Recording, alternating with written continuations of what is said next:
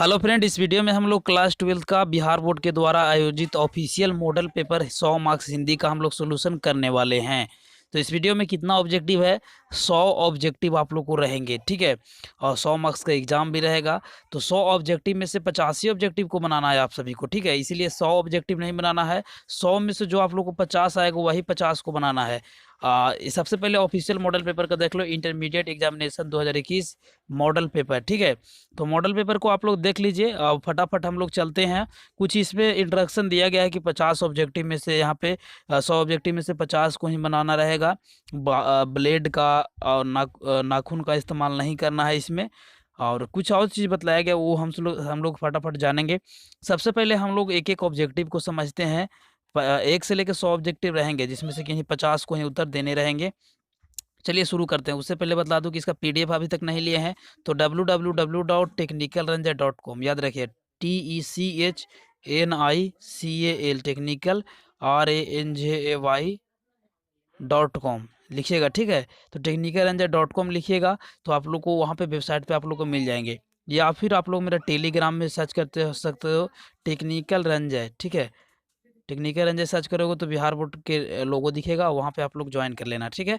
तो चलिए शुरू करते हैं। पहला ऑब्जेक्टिव पूछा जा रहा है कि स्नेह मगन शब्द कौन सा समास है। तो स्नेह मगन है वह किस प्रकार का यहाँ पे समास है, समास को बतलाना है। तो स्नेह का मगन हो जाना है, ये तत्पुरुष समास है, ठीक है। तो सही उत्तर हमारा ऑप्शन नंबर बी बिल्कुल सही है। दूसरा क्वेश्चन बोला जा रहा है कि विक्रमादित्य शब्द कौन सा संधि विच्छेद है। तो विक्रमादित्य का संधि विच्छेद करेंगे तो इसका सही उत्तर हो जाएंगे विक्रम प्लस आदित्य। सही उत्तर ऑप्शन नंबर बी बिल्कुल। दूसरा क्वेश्चन नंबर 2 बोला जा रहा है कि विक्रमादित्य शब्द कौन सा संधि विच्छेद है। तो संधि विच्छेद करना है विक्रमादित्य का, तो इसका सही उत्तर ऑप्शन नंबर बी हो जाएंगे विक्रम प्लस आदित्य हो जाएंगे विक्रमादित्य का। तो सही उत्तर ऑप्शन नंबर बी बिल्कुल सही है। चलिए क्वेश्चन नंबर 3 बोला जा रहा है कि शुद्ध शब्द बतलाइए। तो इसमें से 4 ऑप्शन जो दिया गया है कौन सा शुद्ध है। साहित्य और जीवन का घोर संबंध, आपका पत्र सद्यवान सहित मिला, हमारी सौभाग्यता कन्या का विवाह होने जा रहा है, हमारी आयुक्ति कन्या का विवाह होने जा रहा है। तो यहाँ पे कौन सा ऑप्शन है जो कि सही है। तो सही उत्तर ऑप्शन नंबर ए बिल्कुल सही है। साहित्य और जीवन का घोर संबंध है, तो सही उत्तर ऑप्शन नंबर ए बिल्कुल सही है। चलिए क्वेश्चन नंबर 4 बोला जा रहा है कि घोड़ा शब्द कौन सा संज्ञा है। घोड़ा है वह कौन सा संज्ञा है, जातिवाचक, व्यक्तिवाचक या भाववाचक या समूहवाचक। तो 4 का सही उत्तर ऑप्शन नंबर क्या हो जाएंगे, ए हो जाएंगे जातिवाचक, ठीक है। क्योंकि ये जाति को बतला रहा है। अगर यह बोलता कि उजली घोड़ा या काला घोड़ा, अगर इस प्रकार से बोला जाता है तो व्यक्तिवाचक में आता है, लेकिन जाति को बतला रहा है घोड़ा, ठीक है। घोड़ा में अगर बोला जाता है उजला घोड़ा, काला घोड़ा, इस प्रकार से तो वो अलग हो जाता है, ठीक है। लेकिन यह जातिवाचक हो जाएंगे, सही उत्तर ये हो जाएंगे।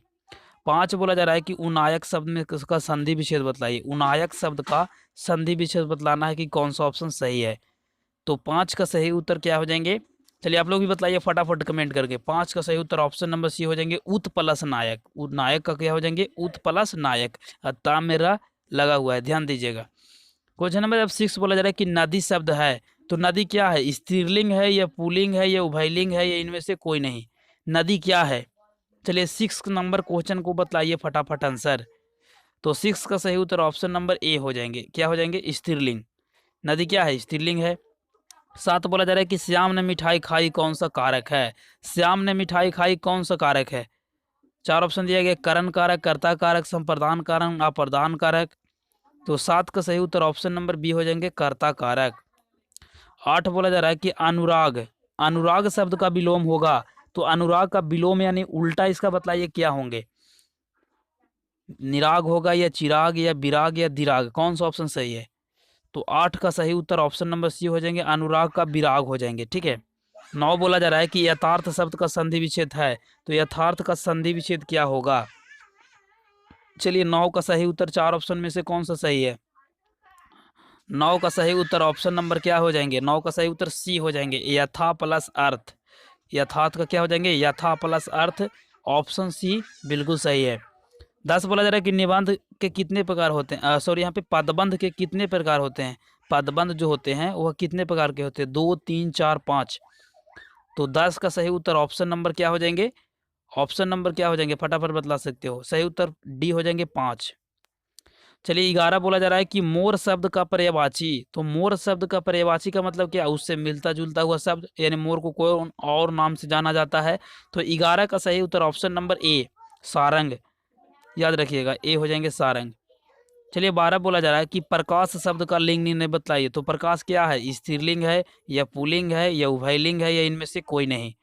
तो 12 का सही उत्तर ऑप्शन नंबर हमारा बी हो जाएंगे, पुल्लिंग हो जाएंगे। क्या हो जाएंगे, प्रकाश पुल्लिंग है।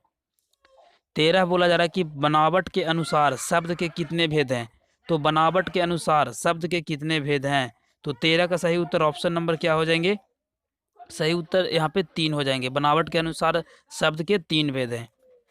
चलिए 14 बोला जा रहा है कि यहाँ से चलो, यहाँ से चले जाओ वाक्य है। तो यहाँ से चले जाओ, इसमें प्रश्नवाचक है या आज्ञा बोधक है या विस्मय बोधक है या संकेत वाचक है, इसमें किस चीज़ का बोधक है। ठीक है, तो 14 का सही उत्तर ऑप्शन नंबर क्या हो जाएंगे, ऑप्शन बी बिल्कुल सही है, आज्ञा बोधक। यहाँ से चले जाओ यानी आज्ञा कर रहा है, रिक्वेस्ट कर रहा है, ऑर्डर नहीं दे रहा है। ठीक है, 15 बोला जा रहा है कि अपने पाँव पर आप कुल्हाड़ी मारना। अपने पाँव पे अपने आप कुल्हाड़ी मारना मुहावरे का अर्थ क्या होगा। कुल्हाड़ी से मारना, अपना हानि आप करना, या कुल्हाड़ी से काटना, या अपना मतलब निकालना। तो 3 ऑप्शन तो क्लियर पता लग रहे हैं कि यहाँ से नहीं होगा। तो सही उत्तर ऑप्शन नंबर बी हो जाएंगे, अपनी हानि आप करना। अपने आप कुल्हाड़ी पे पैर पे कुल्हाड़ी मारना, इसका मतलब क्या, अपना हानि खुद कर रहा है। 16 बोला जा रहा है कि बालक शब्द का प्रत्यय बताइए। प्रत्यय पीछे लगा हुआ रहता है, उपसर्ग पहले लगा हुआ रहता है, ये चीज़ को याद रखिएगा। तो 16 का सही उत्तर क्या हो जाएंगे, 16 का सही उत्तर बी हो जाएंगे, बालक। देखिए बालक अगर पढ़ेंगे तो इस प्रकार से आएगा। ठीक है, बालक। तो सही उत्तर ऑप्शन नंबर बी हो जाएंगे। 17 बोला जा रहा है कि बदनाम शब्द में उपसर्ग है। तो बदनाम जो शब्द है इसमें उपसर्ग यानी उपसर्ग पहले लगा हुआ रहता है। तो बदनाम में कौन सा उपसर्ग लगा हुआ है। तो 17 का सही उत्तर ऑप्शन नंबर डी हो जाएंगे, बद। क्या लगा हुआ है, आप लोग क्लियर पता लग रहा है, यहाँ से देखिए उधर लेफ्ट साइड में। 18 बोला जा रहा है कि रात हुई और तारे निकल वाक्य हैं। तो या सरल वाक्य हैं या साधारण वाक्य है या संयुक्त या मिश्र वाक्य, किस प्रकार के यह वाक्य है। तो 18 का सही उत्तर ऑप्शन नंबर बी हो जाएंगे, साधारण वाक्य है। सही उत्तर ऑप्शन बी हो जाएंगे। 19 बोला जा रहा है कि महात्मा शब्द कौन सा समास है।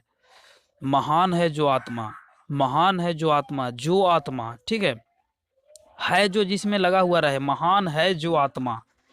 ठीक है, तो 19 का सही उत्तर क्या हो जाएंगे, काफी इजी सब, ये सभी अगर ट्रिक से बनाओगे तो आराम से बन जाएंगे। महान है जो आत्मा, है जो, उसमें कर्मधारय समास, सही उत्तर बी हो जाएंगे। क्वेश्चन नंबर 20 बोला जा रहा है कि इसे कौन ना स्वीकार करेगा, यह सर्वनाम है। इसे कौन ना स्वीकार करेगा, यह सर्वनाम कौन सा है। निश्चयवाचक, अनिश्चयवाचक या प्रश्नवाचक या निबंधवाचक, कौन सा सही है। तो 20 का सही उत्तर ऑप्शन नंबर हमारा सी हो जाएंगे। क्या हो जाएंगे, निश्चयवाचक, निश्चयवाचक। ठीक है, तो सही उत्तर ऑप्शन नंबर सी हो जाएंगे। 21 बोला जा रहा है कि नववधु कौन सा समास है। नववधु, तो क्या हो जाएंगे, नव है जो वधु, नव है जो वधु। देखिए है, नव है जो बहू, है जो जिसमें लगा हुआ कर्मधारय समास। तो 21 का सही उत्तर क्या हो जाएंगे, सही उत्तर ये हो जाएंगे। 22 बोला जा रहा है कि मैदान शब्द का विशेषण होगा। तो मैदान का मैदानी। तो 22 का सही उत्तर क्या हो जाएंगे, 22 का सही उत्तर सी हो जाएंगे। चलिए अब 23 बोला जा रहा है कि पढ़ने योग के लिए एक शब्द बतलाइए। जो पढ़ने के लिए योग है उसका एक शब्द बतलाना है। तो इसके लिए क्या बोलेंगे हम लोग, इसके लिए हम लोग बोलेंगे पठनीय। 24 बोला जा रहा है कि भाला शब्द कौन सा विशेषण है। तो भाला शब्द है वह कौन सा विशेषण है। तो 24 का सही उत्तर क्या होंगे, संख्यावाचक विशेषण, सर्वनामिक या गुणवाचक या परिणामवाचक विशेषण। तो 24 का सही उत्तर सी हो जाएंगे, गुणवाचक विशेषण। भाला शब्द कौन सा है, गुणवाचक। 25 बोला जा रहा है कि व्याकुल शब्द का संधि विच्छेद है। तो व्याकुल शब्द का संधि विच्छेद क्या होगा। 25 का सही उत्तर क्या होंगे, 4 ऑप्शन दिए गए, वी प्लस आकुल, व्या प्लस कूल, या बिया प्लस कूल, या व्याकु प्लस अल। 25 का सही उत्तर ऑप्शन ए बिल्कुल सही है, बी प्लस आकुल, व्याकुल का वी प्लस आकुल। 25 बोला जा रहा है कि विशेष शब्द का विलोम है। विशेष शब्द का विलोम है। तो विशेष का क्या होगा, 4 ऑप्शन दिया गया है। 26 का सही उत्तर ऑप्शन ए हो जाएंगे, अविशेष। विशेष का उल्टा बतलाना था, विलोम का मतलब उल्टा, तो अविशेष। देखिए अगर पीडीएफ इसको डाउनलोड नहीं किए हैं तो सबसे पहले पीडीएफ आप लोग डाउनलोड कर लीजिएगा हमारा ऐप से। ऐप का लिंक भी नीचे है, या वेबसाइट पे जाइए www.technicalranger.com।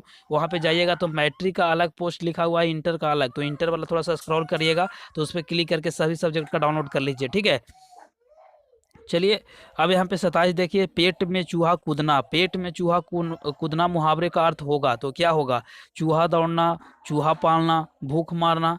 तो 3 ऑप्शन तो यहीं से क्लियर हो गया। चूहा मारना तो होगा नहीं, चूहा पालना भी नहीं होगा, चूहा मारना भी नहीं होगा, तो जोर से भूख लगना। सही उत्तर ऑप्शन नंबर डी बिल्कुल सही है। चलिए 28 बोला जा रहा है कि फैसला शब्द है। तो फैसला शब्द क्या है? देशज है, विदेशज या तत्सम या तत्भव। इसको आप लोग भी बतला सकते हो, काफ़ी इजी है क्वेश्चन है। 28 को आप लोग को जिम्मेदारी पे छोड़ रहा हूँ। ऐसे अगर नहीं बता पाइएगा तो मैं आप लोग को लास्ट में बता दूंगा। आप लोग बताइए तो फटाफट 28 का क्या होंगे सही उत्तर, नीचे कमेंट में लास्ट में कर दूंगा। 29 बोला जा रहा है कि जिसे भय नहीं है, एक शब्द बताइए तो निर्भय, यानी निर्भय है। ठीक है, चलिए क्वेश्चन नंबर 30 बोला जा रहा है कि रचना की दृष्टि से क्रिया के कितने भेद होते हैं? तो रचना की दृष्टि से क्रिया के कितने भेद होते हैं? 1 होते हैं या 2 होते हैं या 3 होते हैं या 4 होते हैं? तो 30 का सही उत्तर ऑप्शन नंबर कौन सा सही हो जाएगा? ऑप्शन नंबर बी, 2 होते हैं। रचना की दृष्टि से 2।